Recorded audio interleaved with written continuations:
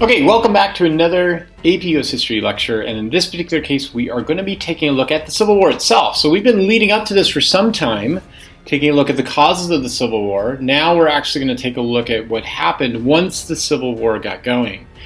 So in order to start this off, I think it's really important to note that we have two very different agendas on two sides of this. So for the South, we kind of know what the agenda is. And lately there's been an argument that's been made in society that the main reason why the South went to war was not over issues of slavery and racism, but rather issues over economics, things like tariffs and farming versus industry.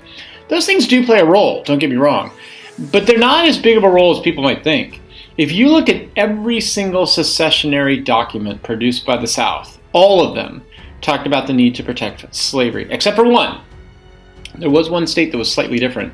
Not only did it talk about the need to protect slavery, it also talked about the need to protect the racial hierarchy that existed.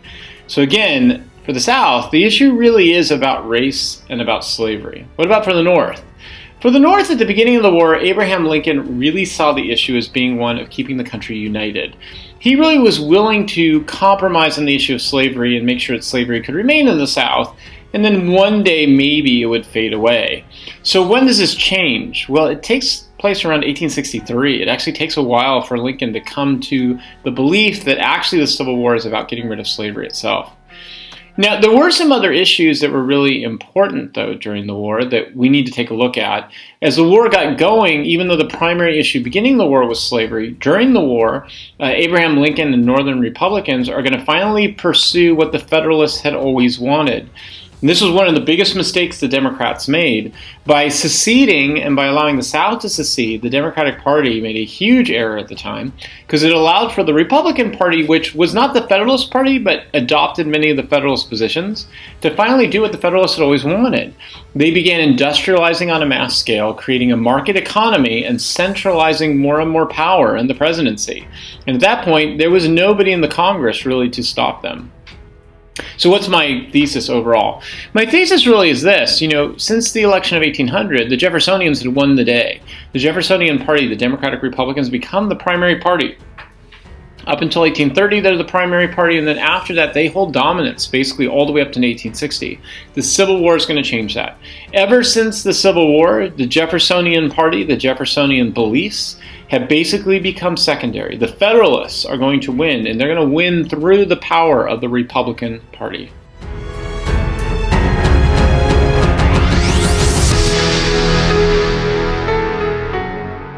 So Lincoln realizes he has to send down forces to really bring the South back in, and he really triggers the Civil War. Okay, how does he do this? Fort Sumter, which was in the South, in Virginia, one of the states to secede, had basically kicked out the northern troops in that area. But there were Northerners in Fort Sumter itself. Now, at one point, the South basically said, that Virginia said, we're going to allow all the troops that are in Fort Sumter to leave, and they can leave peacefully, but they cannot be here anymore because we're no longer a part of the United States. Well, over time, what happens is the troops in Fort Sumter were losing out on their supplies. Well, there was a river that ran right into Fort Sumter, and so Lincoln sent a ship down with supplies into Fort Sumter. Now, either the ship was going to get through, and if it did get through, that would mean that the South was basically conceding that the Northern troops could be there. They can't do that. Or the South would begin firing on the ship. The minute it does that, it basically is acting in rebellion in Lincoln's mind. But really, what they're acting like is in a war. And so Lincoln sends that ship into Fort Sumter basically to trigger the war and to get it going. That's exactly what happens. So once the South fires on the North with the ship, the troops at Fort Sumter actually do leave at that point. But at this point now, the Civil War is on. And Lincoln can blame it on the fact that the South had started the war by firing on the ship. So the Northerners had a strategy behind this, and the strategy was called the Anaconda Strategy. So the Northerners in many ways have huge advantages when the war gets going. They are an industrialized area. That means that they have far more guns. They have uniforms that can really identify their army. Plus, on top of that, they have a huge national army that is extremely well disciplined. And on top of that, they have a navy. So the Northern strategy was this. It was called the Anaconda Strategy. So just like an anaconda snake, what they were going to do was they would cut off the Mississippi River. And once they did that, they knew that the South would lose its main area of transportation. They would also use their navy to create a blockade around the South, and by doing that then there would be no way for new types of ammunition or new types of resources to come in from outside to the South. Once this would happen, the war would essentially be over. Okay, what's the Southern strategy? Yeah, it's actually pretty simple. Southern strategy was just defensive. Basically, for the Southerners, the only way the North is going to win is by coming in and occupying. All the South has to do is keep them out. So it's a defensive strategy. Also, the South hoped they could get European involvement. If they could get the British to buy in and help out the South, that would basically weaken the North's advantage. Well, the first battle that takes place is the Battle of Bull Run, or the Battle at Manassas. And when that took place, the Northerners were sure that this was going to be a quick war. In fact, there are stories of people basically going out, writing back home, saying, we're going to be home in time for Christmas. This is not going to be a long war by any means. And at the beginning of this battle, that seemed to be the case. The Northerners, with the huge army and being as well disciplined as they were winning. But at one point, the battle then turns, and the South actually ends up not only winning, but basically chasing the Northerners back out of the position. One of the famous generals at this time was a man named Thomas Jackson. Thomas Jackson was forced up against a stone wall, and Jackson turned and faced the Northerners, and eventually his troops were able to push the Northerners back. He became known from this point out as Stonewall Jackson. The reason why that becomes so important is it is a symbol of the shock that the Northerners have that they have lost this battle. So what about the turning points in this war? Well, before we can get to the turning points, I think it's important to point out, going back to that issue of Stonewall Jackson, that while the Southerners really did lack a lot of advantages, they had a huge advantage, and that was in their generals. General Robert E. Lee and Thomas Jackson were the two major generals who were in the Southern Army. General Robert E. Lee comes from Virginia, and at one point he considered joining with the Northerners. Abraham Lincoln even contacted him and asked him to do so. But Robert E. Lee joins up with the South. Robert E. Lee was first in his class when he went to West Point. He was a brilliant general. And between him and Thomas Jackson, they definitely had the upper hand when it came to generals. On the northern side, the main general at the beginning was a man named George McClellan. George McClellan was oftentimes known for not following up. Whenever he would defeat the South, he would get afraid and kind of pull back, angering Abraham Lincoln. That will become important later on.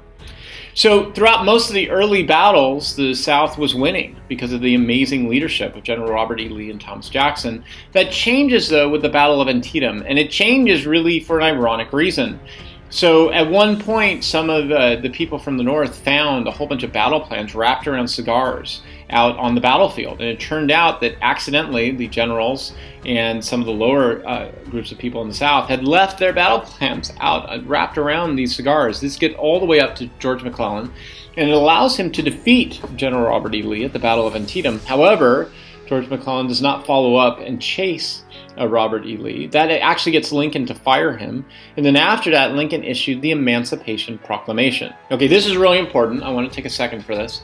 Lincoln issues the Emancipation Proclamation and changes the direction of the war. So at this point now, Lincoln says this war really is a moral crusade to end slavery. And he frees all slaves in the Deep South. Now, if you think about that, what that is, it's not really freeing slaves. The slaves who were in the Deep South were deep within Southern territory. Southerners basically believed they were another country at that point. They didn't follow Lincoln's authority at this point. And notice, Lincoln did not free the slaves in the border states. Why didn't he do this? Because he had to keep those states involved within the war because they favored unification. The next major battle was called the Battle of Vicksburg. There, Ulysses S. Grant captured Vicksburg and really started getting the Anaconda Plan going, because what he did was he cut off the southern states, like Texas and Louisiana, from the rest of the South. The next big battle that the North is going to win is going to be the Battle of Gettysburg. There, Lee attempts to push into Maryland, and with his hope that he could surround Washington, D.C. and basically end the war at that point, but he fails in doing so. So now we reach the election of 1864. George McClellan had been fired by Abraham Lincoln because he did not pursue Lee. George McClellan was a peace Democrat. He wanted to see an end to the war and a unification of the country. Lincoln, eventually running against George McClellan, was terrified that he would lose, and if he did, it would be the end of the Civil War. Fortunately for Abraham Lincoln, right beforehand, a Northern general named William Sherman wins at the Battle of Atlanta. And so Lincoln at that point is able to turn the tide, and he's able to win in this election. And that changes the war dramatically because now he feels he has a mandate to continue with the war.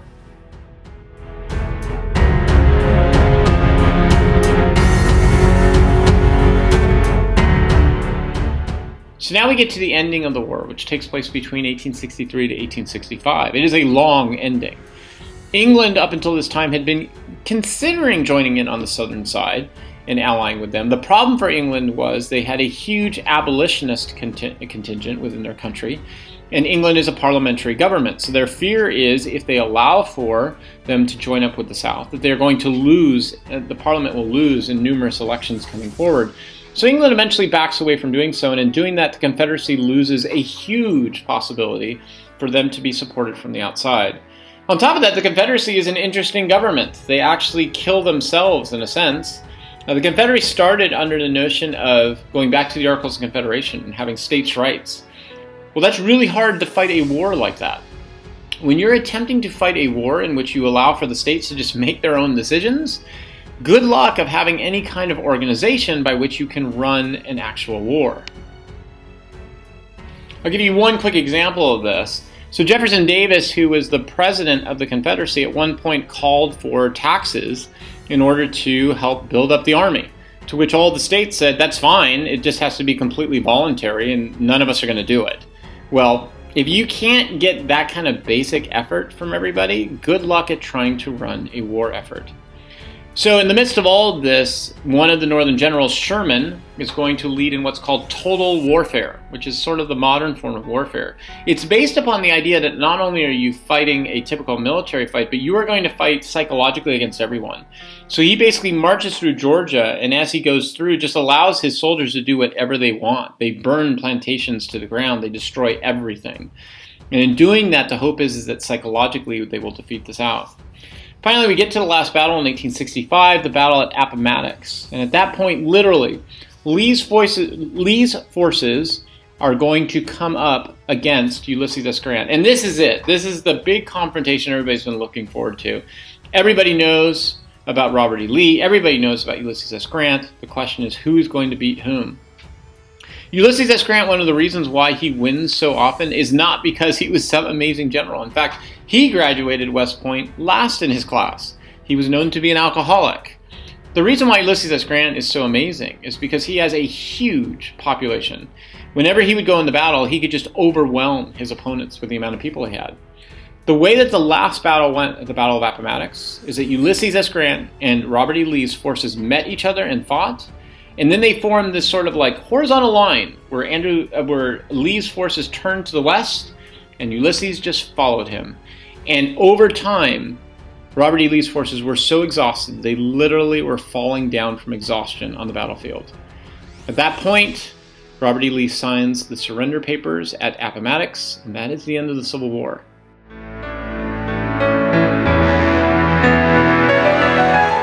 So what are the takeaways we get from this? So the takeaways I want you to remember are the following. First of all, the Civil War was fought over slavery, and at the very end, Abraham Lincoln makes this into a moral crusade and finally gets the 13th Amendment passed, which ended slavery, and it really ends the Jeffersonian era.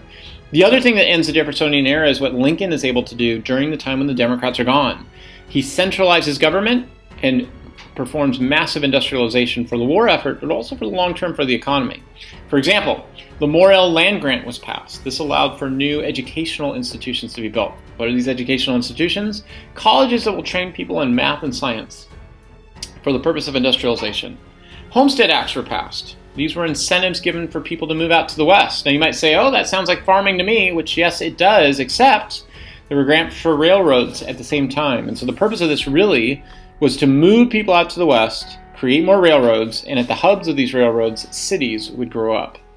And last off, during this time, there was a need for financing. And so 2 national bank acts were created in order to create this financing. In other words, what Abraham Lincoln is doing during this time period is not only ending slavery, he's also creating a market economy based on industrialization. In other words, the Federalists just won. Thanks, I'll see you in class.